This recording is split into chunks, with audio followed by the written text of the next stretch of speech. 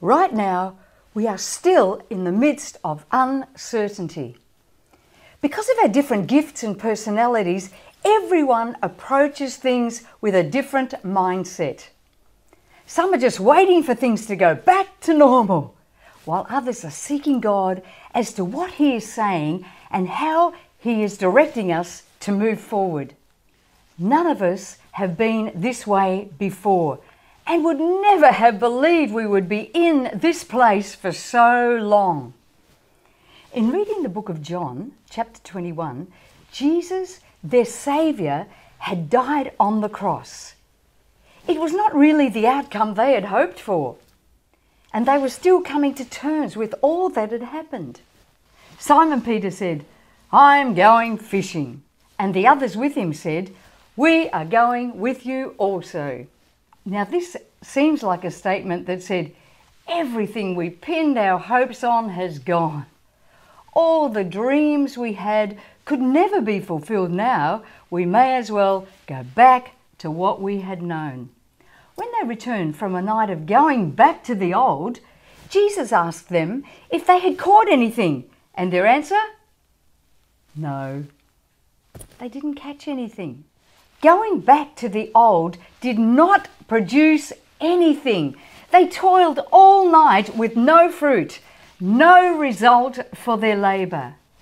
Jesus said to them, "Cast the net on the other side." In other words, try something new. Don't go back to the old. He even told them exactly what to do. What He directed them to do produced fruit. It worked. They brought in a multitude of fish. This is not a time to surrender. It's not a time to give up.